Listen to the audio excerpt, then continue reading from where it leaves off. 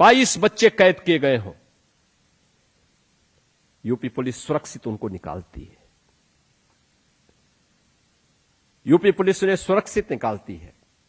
अपनी कार की बोनट पर पुलिस अधिकारी को घसीट करके कोई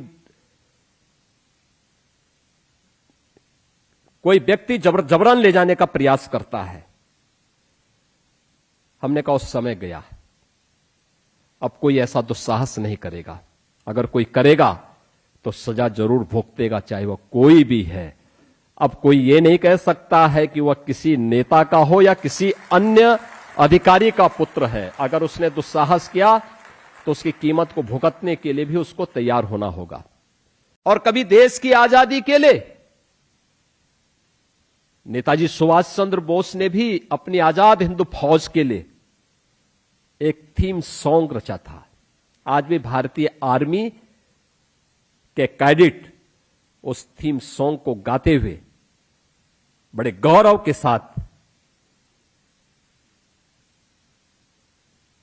यानी देश के लिए अपना सर्वोच्च बलिदान देने के लिए तत्पर होते हुए दिखाई देते हैं।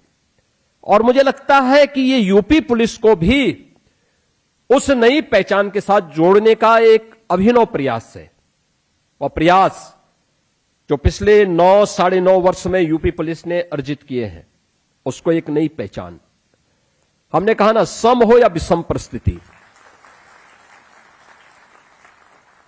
25 करोड़ की आबादी, 25 करोड़ से अधिक की आबादी, और महाकुंभ हो या कोई चुनाव, यहां पे कोई चुनौती नहीं होती। यहां पे कोई चुनौती नहीं होती है। कोई सोचता था महाकुंभ में 66 करोड़ से अधिक श्रद्धालु आएगा। प्रारंभिक जो अनुमान मेरे थे, मैं मानता था कि बहुत होगा तो 30 करोड़ तक ये संख्या पहुंच सकती है। इस संख्या पहुंची 66 करोड़ तक।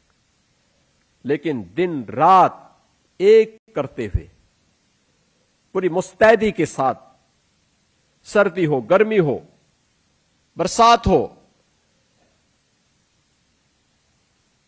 पठारी क्षेत्र हो, मैदानी क्षेत्र हो, कहीं पर भीषण उन चुनौतियों के सामने, और हम लोगों ने तो उस समय भी देखे हैं जब रात्रि भर किसी ऑपरेशन के दौरान बंधक बनाए गए बच्चों को सुरक्षित छुड़ाने की चुनौती हम सबके सामने रही हो। यहां से हम लोग वॉच कर रहे थे, मैं देख रहा था कैसे ऑपरेशन को आगे बढ़ाया जाता है, कैसे ऑपरेशन आगे बढ़ना है। थोड़ा सा हम देखते थे, थोड़ा सा उनका कहीं हिम्मत थोड़ा बोलते, मैं फिर यहां से बोलता रही थोड़ा सा और प्रयास कर लो। और अंत में जो टारगेट दिया गया, टारगेट का परिणाम क्या था? वे सभी बच्चे सुरक्षित होते हैं और अपराधी मुठभेड़ में मार गिराए जाते हैं। अब याद करिए ना, कैसे जहां चारों ओर डिटोनेटर के दायरे में 22 बच्चे कैद किए गए हों,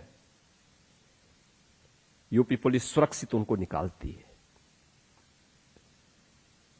यूपी पुलिस उन्हें सुरक्षित निकालती है।